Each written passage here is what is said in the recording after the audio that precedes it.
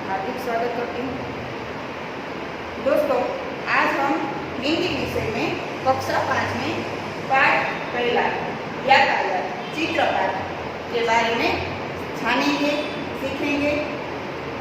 तो यहाँ चित्र दिया गया है, तो उस चित्र में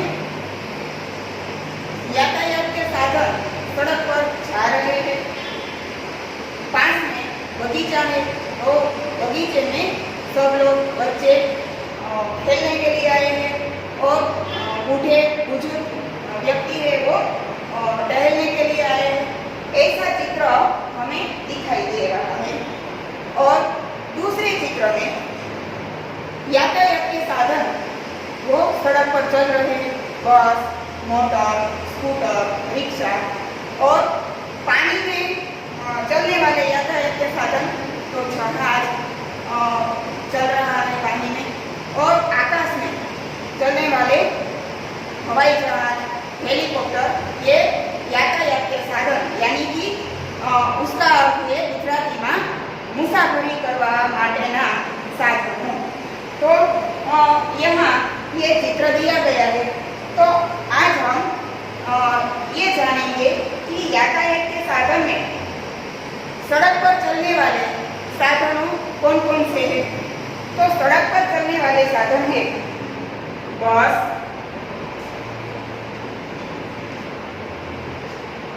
रिक्शा, मोटर, साइकिल,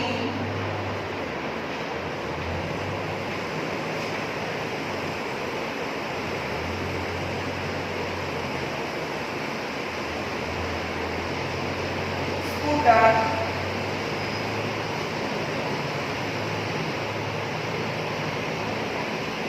इस तरह ये सड़क पर चलने वाले यातायात के साधन हैं। अब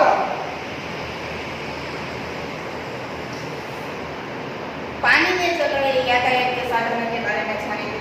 पानी में जहाज पानी में चलता है। हमारा अंतरराष्ट्रीय व्यवहार है वे जहाज से भी होता है।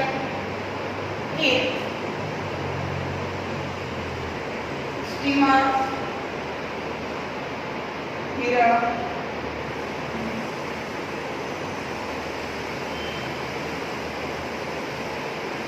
सबमरीन, जहाज है पानी में चलता है, स्टीमर है पानी के ऊपर चलता है, और सबमरीन ये पानी के अंदर चलते हैं।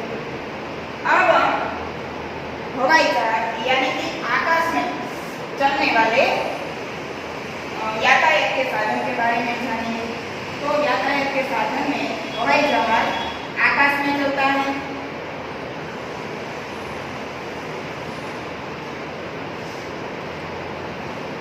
हेलीकॉप्टर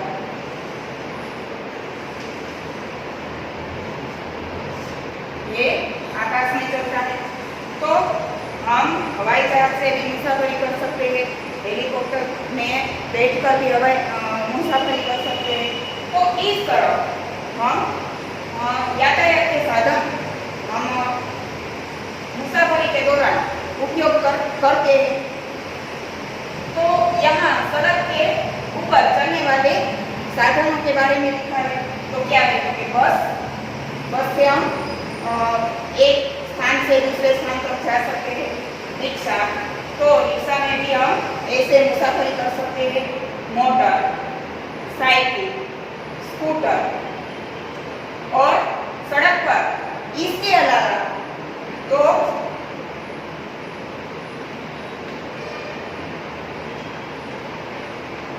घोड़ा गाड़ी भी चलती है। घोड़े से चलने वाली गाड़ी, तो घोड़ा गाड़ी, या इसमें बैठकर भी हम मुसाफरी कर सकते हैं। फिर ऊंट गाड़ी,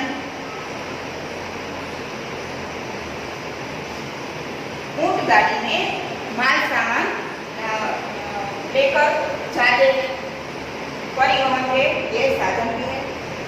और बैलगाड़ी,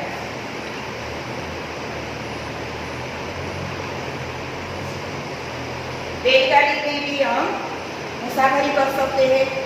तो इस तरह ये सड़क पर चलने वाले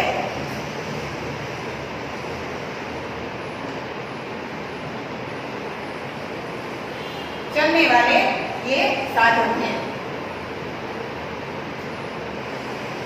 ये जहाज, स्टीमर, सबमरीन पानी में चलने वाले,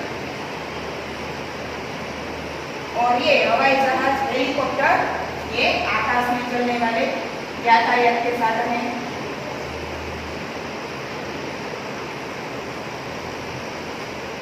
इस तरह हमने ये चित्र में देखा। तो ये ट्रेन है वो कांटा के ऊपर चलती है। तो इस तरह हम यातायात के साधनों के उपयोग करते हैं। तो मित्रों, हमने वो यातायात के साधन के बारे में जाना। आप भी अपने मामा के घर, अपने चाचा के घर, अपने फूफी के घर जाते हैं तो यातायात के साधन के में बैठ कर जाते हैं, तो आपको भी जानकारी होगी। तो आज हम एक 2 पहियों वाले और 3 पहियों वाले, 4 पहियों वाले और 4 से अधिक पहियों वाले यातायात के साधन के बारे में जाने। 2 पहियों वाले यातायात के साधन है तो उसमें 2 पहिया स्कूटर में है होता है, साइकिल में 2 पहिया होता है, घोड़ा गाड़ी में 2 पहिया होता है, ऊंट गाड़ी में 2 पहिया होता है और बैलगाड़ी में भी 2 पहिए होते हैं। अब 3 पहियों वाला એટલે કે 3 पहिया वाला साधन, तो के रिक्शा में 3 पहिए होते हैं। साइकिल जो माल परिवहन करने वाली साइकिल है उसमें भी 3 पहिया होता है। 4 पहियों वाले में मोटर और मोटरसाइकिल जो साइड में मोटरसाइकिल में रखा हुआ है तो वो भी ये 4 पहियों वाले में आता है। 4 से अधिक पहियों वाला तो उसमें बस, ट्रक, ट्रेन ये 4 पहियों से अधिक पहिया होता है। तो दोस्तों, अब हम आपको पूछते हैं कि सवारी और तुमने सवारी की है तो हाँ या ना बताना। तो यहाँ सवारी लिखी है घोड़ा गाड़ी, कार, ऊंट गाड़ी, बैलगाड़ी, ट्रेन। तो पहले हम देखें घोड़ा गाड़ी में आपने सवारी की है तो यहाँ आप लिखे हाँ। आजकल घोड़े बहुत कम दिखाई देते हैं और घोड़ा गाड़ी भी कम दिखाई देती है, लेकिन किसी न किसी को घोड़ा गाड़ी में सवारी की होती है। कार तो आजकल सबके घर में है, तो आपने कार में सवारी की है तो यहाँ मैंने सवारी कार में की है हाँ। ऊंट गाड़ी, तो ऊंट गाड़ी में भी आपने सवारी की होगी। कहीं ना कहीं आप बाहर गए हैं तो वहाँ कच्छ में घूमने के लिए गए होते हैं तो वहाँ ऊंट गाड़ी देखने को मिलती है, तो वहाँ ऊंट गाड़ी की सैर करने को मिलती है। तो यहाँ भी ऊंट गाड़ी में भी मैंने सवारी की है। बैलगाड़ी किसान के घर में बैलगाड़ी होती है, तो हर एक किसान के बेटे को बैलगाड़ी की सवारी की होती है, तो इसलिए यहाँ भी हम बैलगाड़ी की सवारी मैंने की है, यहाँ हम हाँ लिखेंगे। फिर ट्रेन में भी आपने सवारी की है, सब छोटे बड़े सब बच्चों ने, तो यहाँ भी हम लिखेंगे हाँ मैंने ट्रेन में सवारी की है। तो जब आपका स्कूल में छुट्टी होती है, वेकेशन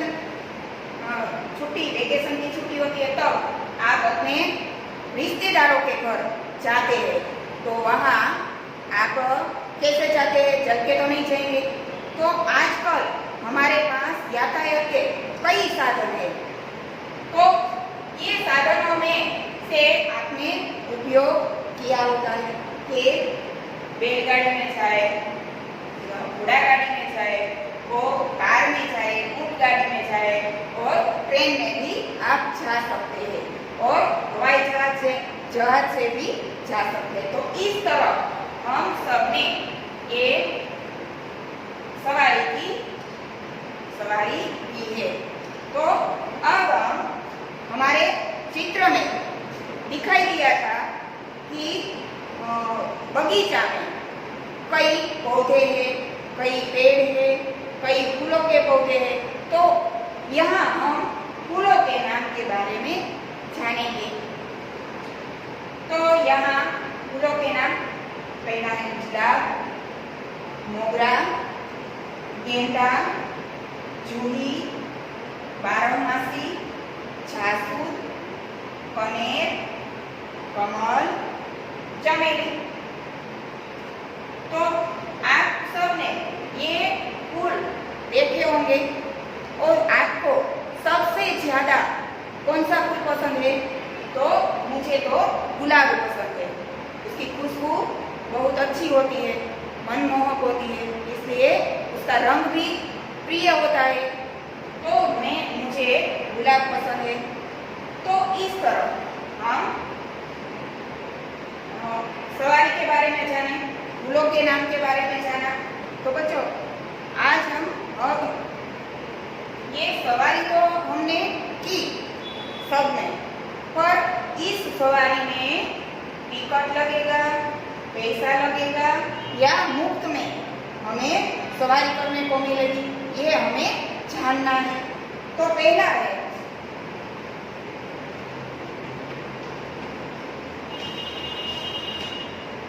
घोड़ा गाड़ी। तो उसमें टिकट लगेगा, पैसा लगेगा या मुफ्त में सवारी करने को मिलेगी। तो आजकल इस वर्तमान समय में मुफ्त में कोई भी चीज हमें नहीं मिलती। तो मुफ्त में हमें सवारी करने को भी नहीं मिलेगी। तो यहाँ घोड़ा गाड़ी में टिकट नहीं लगेगा, बल्कि यहाँ क्या होगा? पैसा लगेगा। वो घोड़ा गाड़ी वाला है, उसको हमें पैसा देना होगा। तो यहाँ हमें राइड करना है। ठीक है, कार। तो कार में टिकट लगेगा। क्या लगेगा बच्चों? टिकट लगेगा नहीं। पैसा लगेगा? हाँ, हमें कार वाले को पैसा देना पड़ेगा। तो यहाँ हमें राइड करना है। मुफ्त में कोई सवारी करने को नहीं मिलेगी। फिर हम देखें ऊंट गाड़ी।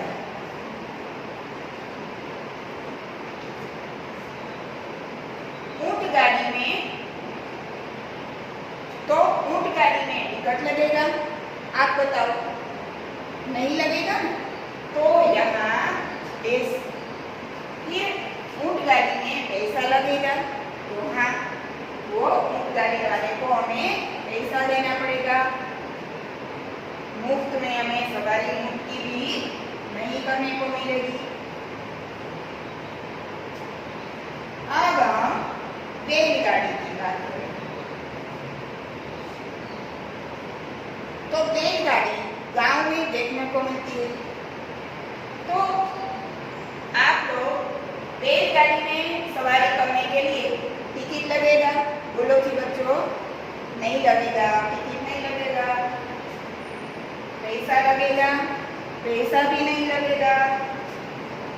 यहाँ हमें बैलगाड़ी में सवारी करने के लिए कुछ भी देना नहीं पड़ेगा, क्योंकि गांव में सबके पास बैलगाड़ी किसान के पास होती है।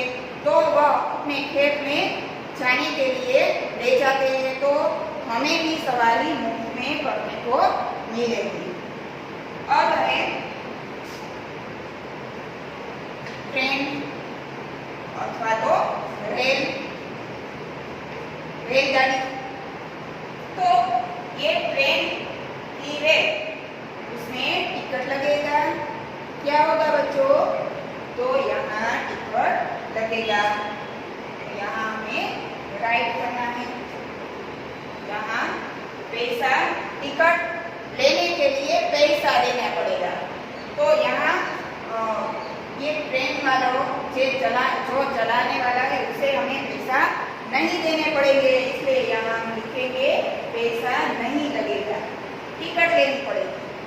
फिर मुफ्त में रेल की यात्रा नहीं करने को मिलेगी। फिर हवाई जहाज,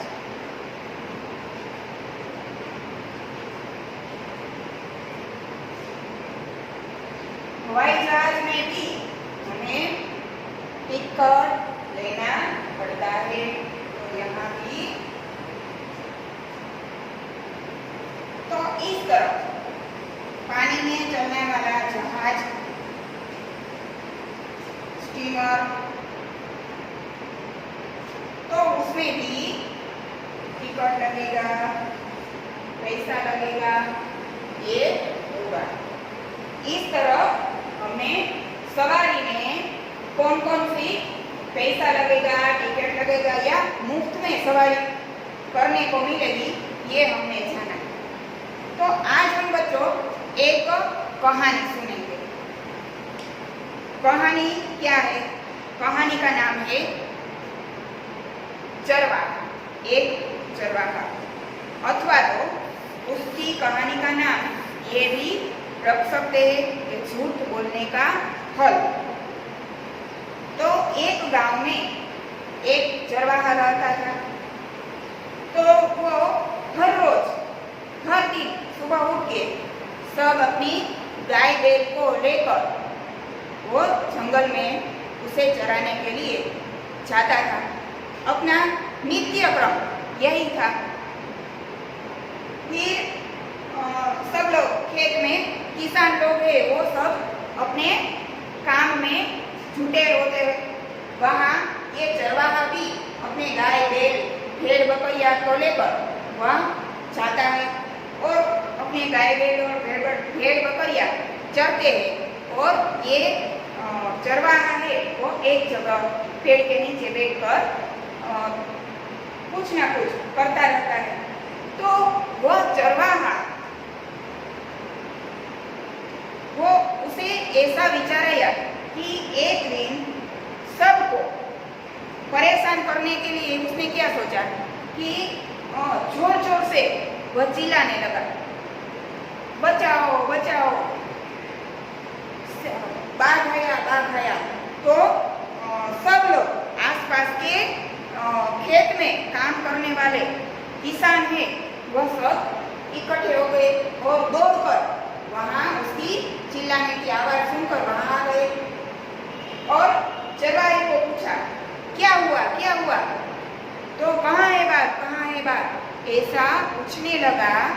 तब ये चरवाहा ने कहा, वो हंसने लगा और कहने लगा कि मैं तो आपको परेशान करने के लिए ये सब कर रहा था, मुझे बड़ा आनंद होता है।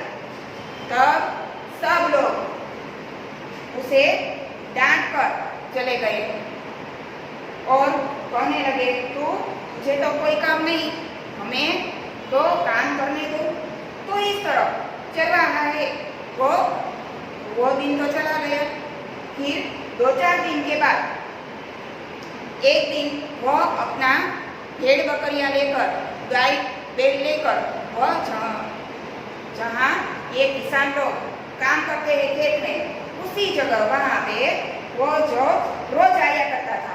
तो इस तरह वह इस जगह पर आया और अपने भेड़ बकरियां चल रही थी, वो भी बैठा हुआ था शांति से।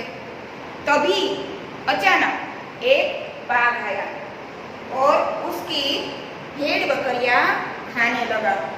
तो उसने जोर जोर से चिल्लाना शुरू कर दिया कि बचाओ बचाओ बचाओ, बाघ आया बाघ आया बाघ आया।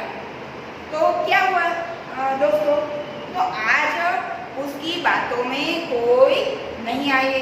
सबने सोचा, सबने उसकी आवाज तो सुनी, पर उसने सोचा कि ये चरवाहा झूठा है, तो हमें उसकी मदद करने नहीं जाना। तो इसलिए आज कोई उसकी मदद करने के लिए नहीं आया। फिर क्या हुआ, फिर चरवाहे की भेड़ बकरियां, कई भेड़ बकरियां को मारकर बाघ चला गया और वह बैठा बैठा रोता रहा।